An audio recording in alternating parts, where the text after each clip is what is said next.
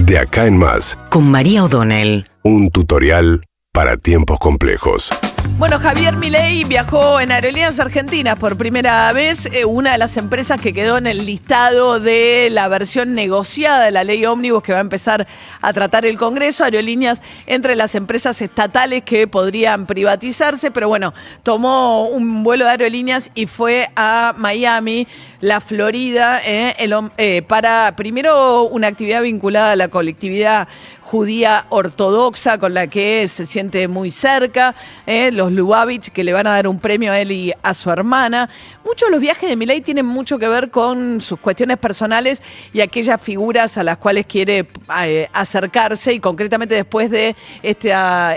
actividad en Miami va a ir a Texas a encontrarse con Elon Musk, el dueño de ex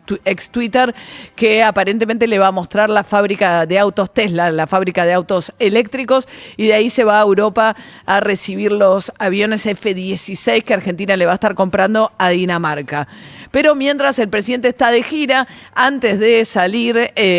antes de despegar, tuvo actividad él mismo en la red social de Elon Musk y retuiteó un mensaje bastante ofensivo en los términos a Claudio Velocopit, el dueño de Swiss Medical, que es a su vez el titular de la cámara que agrupa a las empresas de medicina prepaga. Lo que hizo Milei fue retuitear una publicación de alguien que se llama Termo, y que dijo: el aumento de las prepagas tiene nombre y apellido Claudio Velocopit, este sorete juega con la salud de la gente, y puso una foto de Velocopit que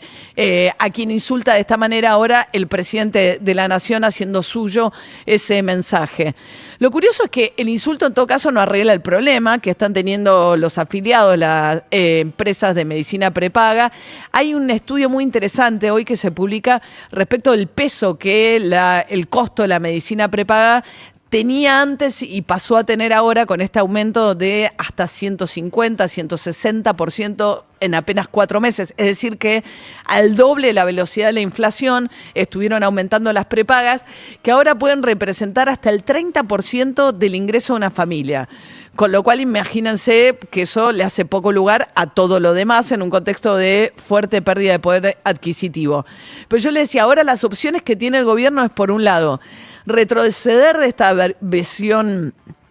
tan ideológica de Javier Milei, que dice que los precios... De hecho, cuando le preguntaron por las prepagas, y Chiche Helblum le preguntó mucho, porque es un tema que Chiche tomó, también por su edad y por cómo le viene aumentando la prepaga a él, a Chiche Helblum, le dijo, bueno, finalmente va a dejar de comprar. Lo comparó con ir a comprar una carnicería, un tema de salud. Hemos visto una enorme cantidad de casos de gente que tiene chicos con cáncer, con discapacidad, gente mayor, gente con enfermedades, que no se puede cambiar de una prepaga como si fuese de pasar de una carnicería a una más barata, porque no existe la más barata. De hecho, lo que el gobierno detectó, según dejó trascender la Superintendencia de Servicios de Salud, o lo que creen que ocurrió, dicen, es que habiendo poquitas empresas, se cartelizaron y se pusieron de acuerdo entre ellas para aumentar juntas a la misma velocidad, de manera tal que ninguna se viera perjudicada y que pudieran subir muy por arriba la inflación. Según Milei, los monopolios no hay por qué, o situaciones oligopólicas, el Estado, en la teoría económica de Milei, no tiene por qué intervenir, porque finalmente todo eso ajusta por precio y gana finalmente y se impone y queda como monopolio. Si queda un monopolio es porque esa única empresa que va a estar dando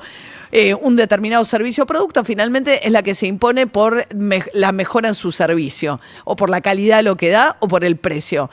Bueno, la cuestión es que ahora, puesta esta teoría a la práctica con la medicina prepaga, vemos que no funciona. El gobierno, ¿qué le queda? Denunciar a las empresas por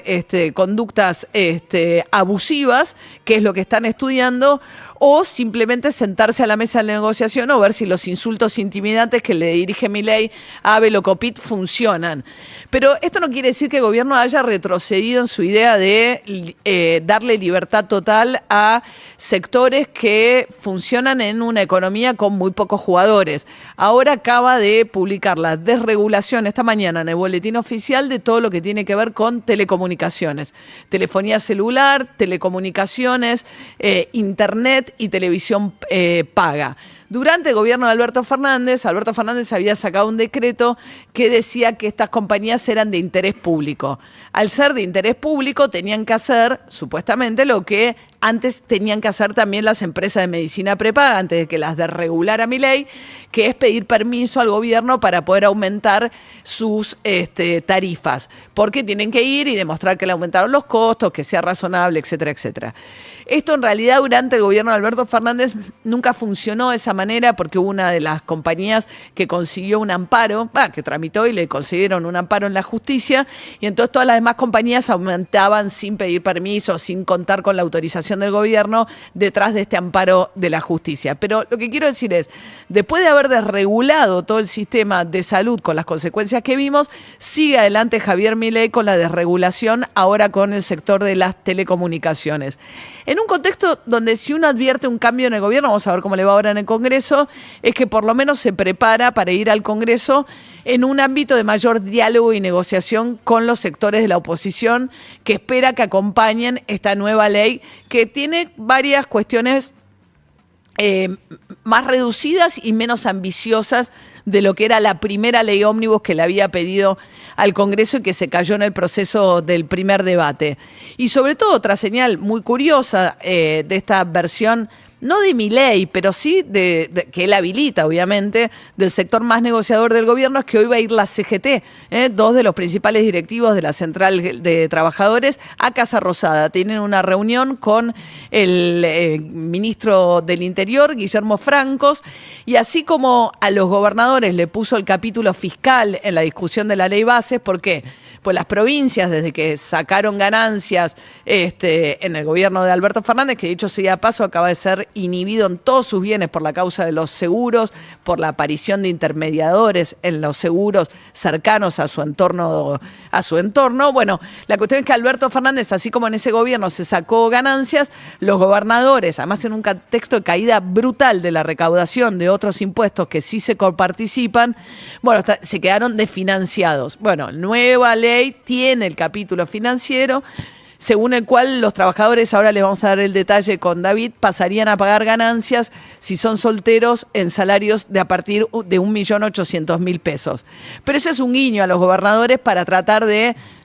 darle fondos a cambio que se reencauce la discusión en el Congreso Nacional, y obtuvieron otros cambios y modificaciones también la oposición que está dispuesta a colaborar con la sanción de la ley. Vamos a ver qué pasa ahora con este diálogo tan novedoso que inicia hoy con los sindicatos, en un contexto en el cual el gobierno no está homologando las paritarias acordadas con las cámaras empresariales, caso camioneros, porque considera que están muy por arriba de la inflación, aun cuando buscan recuperar poder adquisitivo perdido, y en un contexto en el cual el gobierno, como gesto, sacó de la ley que va a discutir ahora el Congreso cuestiones muy sensibles al bolsillo de los sindicatos, que tenían que ver con la cuota sindical y con el tema de las obras sociales. Veremos cuánto dura esta versión un poco más, bastante más dialoguista que está teniendo el gobierno, apostando a que en abril salga esta nueva versión de la ley ómnibus del Congreso Nacional.